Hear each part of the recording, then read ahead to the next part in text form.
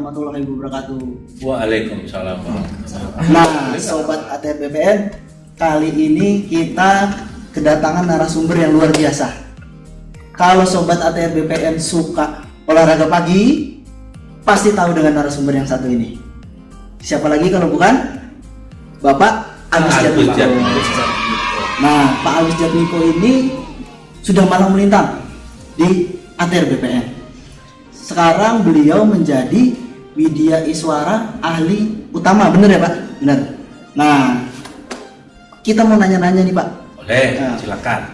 Awalnya Bapak di ATR BPN itu dari tahun berapa dan sebagai apa? Perjalanan Bapak sampai sekarang bisa jadi Widya Iswara ahli utama.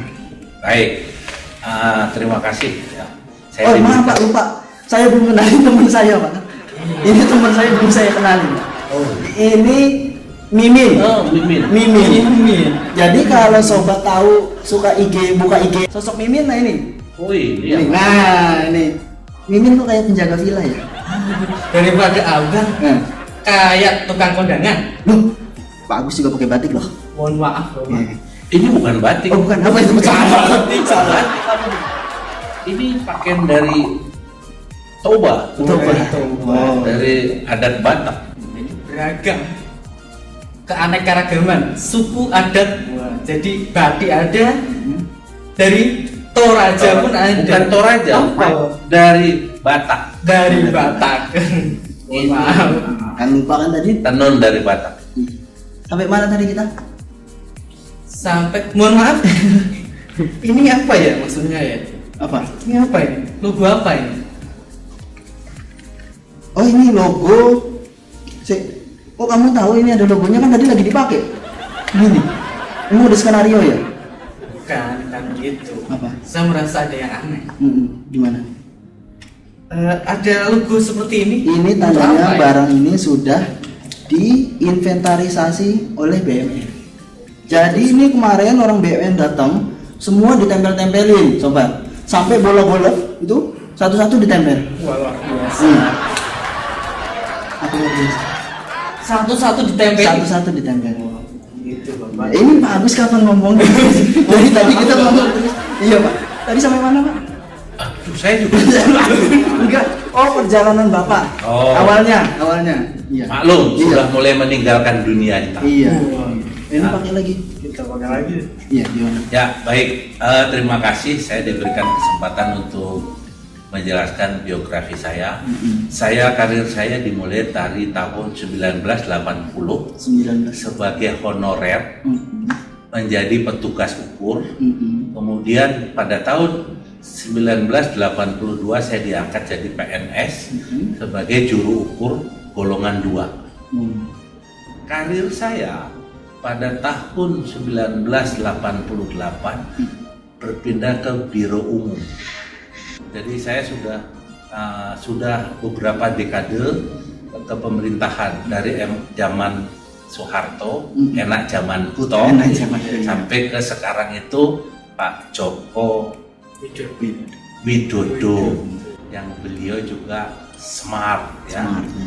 Berakhlak ya Pak. Berakhlak, sekarang ini sudah berakhlak, dulu macam-macam ya. Pada saat saya di Biro Umum, karir saya sudah menamatkan S1, kemudian saya menjadi pejabat eselon 4. Waktu itu menangani tadi, kenapa ada logo BPN. Tugas saya adalah menginventarisasi aset-aset yang ada di BPN seluruh Indonesia. Berarti izin Pak, itu kalau kayak branding itu benar-benar seluruh Indonesia Pak di branding. Hanya jadi kalau di pusat kewenangannya kita sebagai kuasa pengguna barang, kalau di daerah di Kanwil itu kuasa pengguna barang di provinsi. Kemudian di kantor pertanahan kuasa pengguna barang di kantor pertanahan. Seiring berjalan waktu, saya menjadi pejabat eselon 3, menjadi kepala bagian inventarisasi kekayaan negara. Karir saya di sana mulai. Kemudian setelah saya di Biro Umum, saya mendapatkan pendidikan S2 Manajemen Sumber Daya Manusia. karena saya butuh ilmu hukum, maka saya kuliah lagi di Fakultas Hukum. Nah, seiring berjalan waktu, karir saya juga di sana menangani pengadaan barang dan jasa. Ya. Telah menangani pengadaan barang dan jasa, 2006 diangkat Kabag IKN, 2008 ya, saya ditugaskan menjadi Kepala Bidang Pengendalian Pertanahan dan Pemberdayaan Masyarakat di Sulawesi Tenggara. Melalui proses jalur biasa mengajukan sebagai widyaswara. Waktu itu pangkat saya sudah 4B, tetapi karena angka kreditnya saya disetarakan dengan 4A. Jadi untuk naik pangkat dari 4A ke 4C membutuhkan waktu 5 tahun. Nah, selama saya menjadi widyaswara, saya banyak berkecimpung baik sebagai narasumber pengadaan barang dan jasa di LKPP, Lembaga Kebijakan Pengadaan Barang dan Jasa. Saya juga sebagai widyaswara atau pengajar di waktu itu masih Pusdiklat Kementerian ATR BPN. Kemudian ada perubahan menjadi Pusat Pengembangan Sumber Daya Manusia. Dan pangkat saya sekarang sudah menjadi 4D. Bayangkan dari golongan 2A sekarang sudah 4D. Mungkin nanti pensiun kalau ada 4F, saya bisa 4F. Tapi karena terbatas hanya sampai 4E, ya mungkin pensiun 4E. Tomingse dong Pak kalau 4F. Ya? Apa itu? Itu apa? Ada 4F dulu ada. Oh, F4. Oh F4 ya sama. Kirain 4. Iya, 4 itu. Ya. Terus itu kira-kira karir saya. Jadi saya selalu memberikan motivasi kepada yang golongan 2 yang petugas ukur, karena saya ngalami sampai bisa menjadi 4D. Saya memberikan motivasi untuk mereka untuk mengembangkan kompetensinya menjadi seorang ASN yang unggul. Ini izin Pak, Pak. Bapak dari tadi itu ngomong sambil megang Langsung ujung aja headset. saya pegang. Oh, berarti headsetnya nggak nyolong nih Pak? Enggak. Oh, mau dimana? Belum ada perintah. Oh iya, berarti properti aja dong Pak. Kita sama dong. Sama. Nih, masih belum dicolok ternyata. Iya, ini saya pegang aja. Mau dibuka Tadi aja, mau saya colok. Mau saya colokkan tapi belum ada perintah gitu. Oh iya. Ngomong-ngomong, Iya. saya pakai jaket Heeh. Humas tapi SDM. Heeh. Abang ini mana jaketnya? Nah, ya udah pakailah. Ya gitu Daripada dong. saya Biar gak kayak undangan lagi. Iya.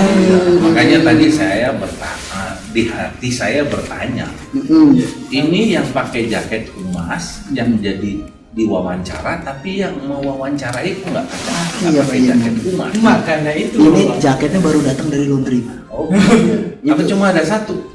Ada lagi Pak, ada lagi satu lagi. Cuman yang Tapi pakai- sempit. Ini Pak, Ya, yang kameramen kita Pak. Perlu saya sorot? Nggak usah. Oh, gak mau. Oke.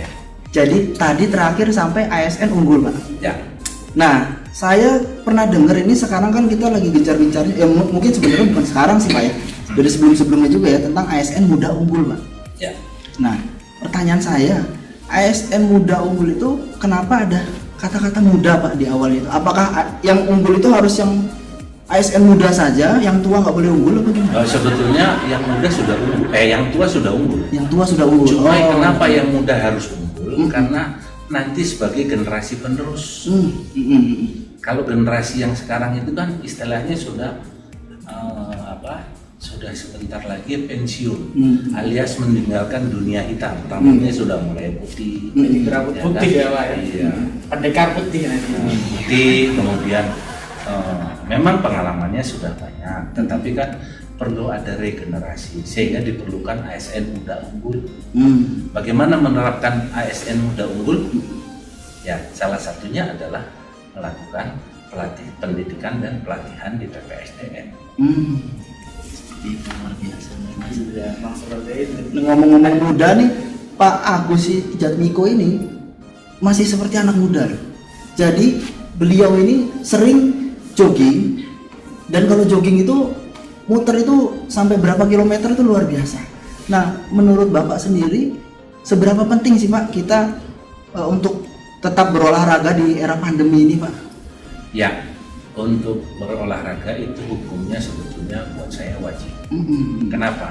Satu, sebagai seorang widyaswara itu harus terlalu fit dimanapun ya, mau mengajar baik itu melalui e-learning maupun melalui on class itu harus fit, sehingga olahraga itu wajib.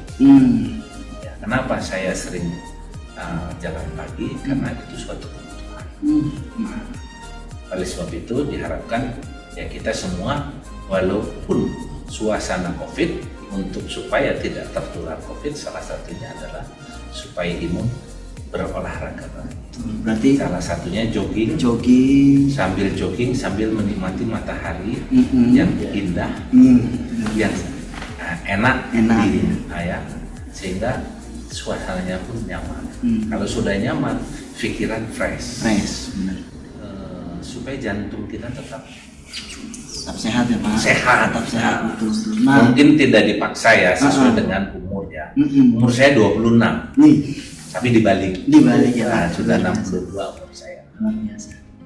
Itu makanya Sobat ATR, Pak Agus saja yang umurnya baru 26 itu masih rajin olahraga.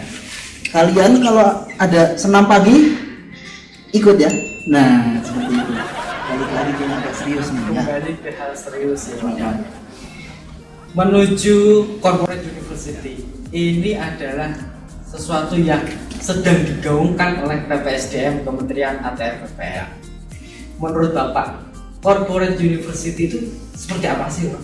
Baik, sebetulnya corporate university itu adalah bukan universitas biasa, tetapi dia sebagai apa ya, di dalam bagaimana mengembangkan SDM di dalam satu organisasi. Salah satunya adalah dengan membentuk corporate university. Corporate university itu semuanya terlibat, dari mulai pimpinan tertinggi, pejabat eselon 1 sampai tingkat bawah itu terlibat semua, merasa bertanggung jawab. Siapa yang membuat meramu mata pelatihannya?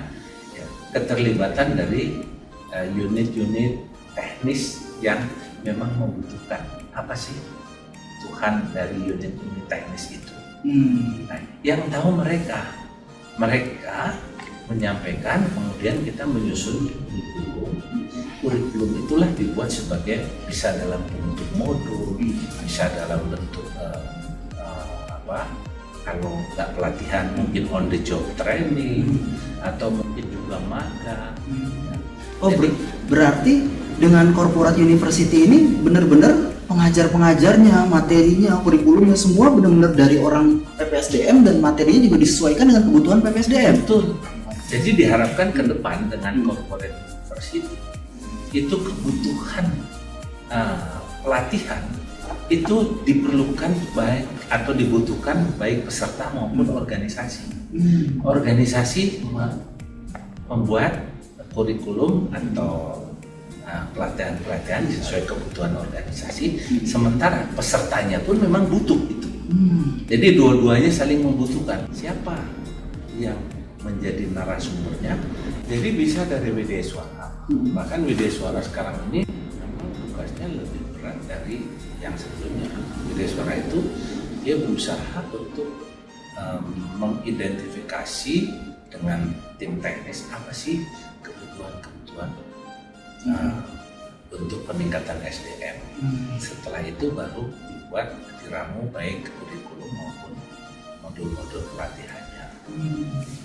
Apakah pelatihannya harus on class? Tidak selalu. Bisa juga dengan e-learning. Mereka belajar mandiri dengan MOOC, bisa juga distance learning, ya, belajar dengan e-learning kemudian dikombinasikan dengan on class. Bisa juga di kampus kalau itu memang pelatihan-pelatihan itu bersifat teknis, tidak bisa jadi harus tatap muka.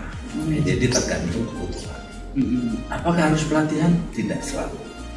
Bisa juga on the job training, kemudian magang.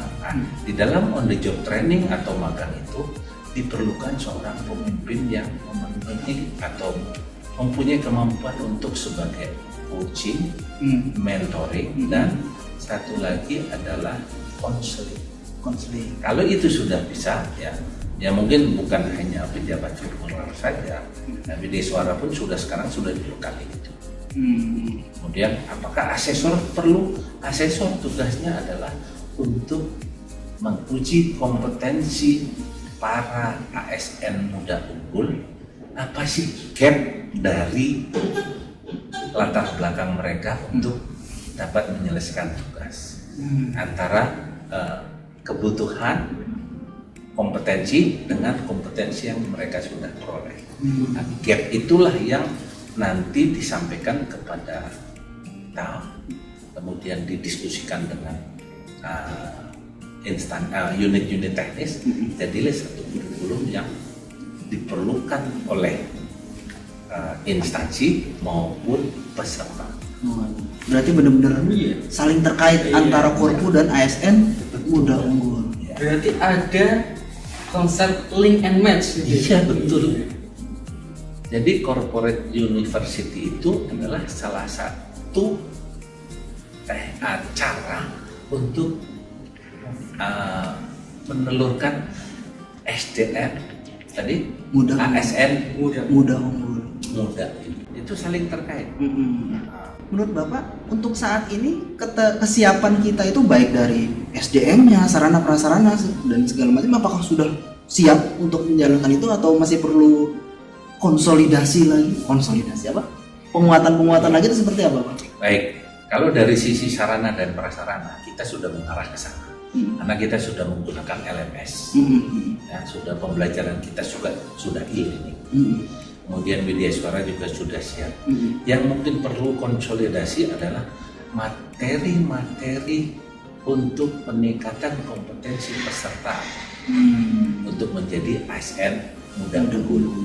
Jadi konsolidasinya saya kira ke arah sana. Ke arah sana ya. Bagaimana supaya pelatihan atau on the job training atau magang itu sesuai kebutuhan organisasi dan memang diperlukan ASN yang dalam melaksanakan tugas, sehingga muncullah ASN muda unggul yang berinovasi. Nah, Gantian nanya. Ayo. sebentar. Iya. Nah, berarti seperti itu adalah strategi manajemen yang perlu dikelola kembali ya Pak ya. Sehingga dari link and match itu sehingga akan memunculkan output SDM ATR BPN yang unggul ya, gitu sobat ATR BPN.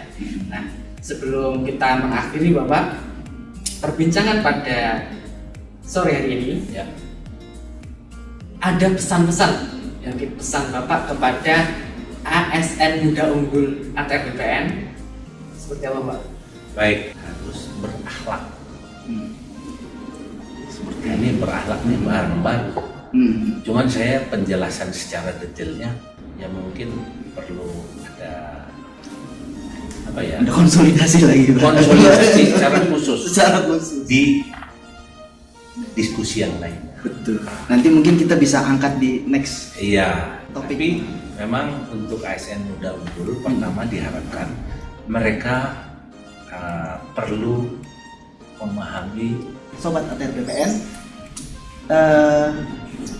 barusan tadi penjelasan lengkap dari Pak Agus Jatmiko, apa itu ASN muda unggul, apa itu Korpu,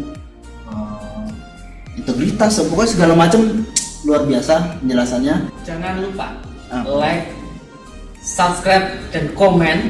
Kalau ini Media tayang di sosial. YouTube ya, kalau ini tayang di YouTube. Iya pasti tayang dong. Iya harus tayang. Harus tayang dong. Soalnya apa Pak? Dari konten-konten kita yang sebelumnya, kalau ada dianya nih Pak, itu pas masuk di YouTube ke banned Pak. Oh gitu. Iya. Wah. Tiba-tiba nggak bisa. Apa itu? Pokoknya kalau ada dianya Pak, Berarti itu ke banned. nggak boleh. Iya, makanya mungkin mudah-mudahan nanti ini, tapi Masuk YouTube ya? Harus tayang. Harus tayang. Kalau mau masuk YouTube ini Ya nanti saya delete blur dulu. mukanya saya blur ya Pak. Iya, Kalau mau masuk YouTube mukanya saya Kita blur. aja yang berdua yang ada kan? Iya benar. Iya. Kita sama-sama nih Pak. Kita bilang yang pertama menuju corporate university, kemudian yang kedua mencetak ASN muda unggul. Oke, Baik. siap? Siap. Oke. Lu kasih apa-apa? Oke. Apa dong? 1, 2, 3 menuju corporate university, mencetak ASN muda unggul. Muda dan unggul. Apa? Yang bagian belakang Pak ulangi ya. Bilangnya aja dulu. Mencetak ASN muda unggul. Oh, yang belakang ya. Ya. Apa ulang lagi nggak apa-apa biar siapa? Ya. Menuju corporate university, mencetak ASN muda unggul.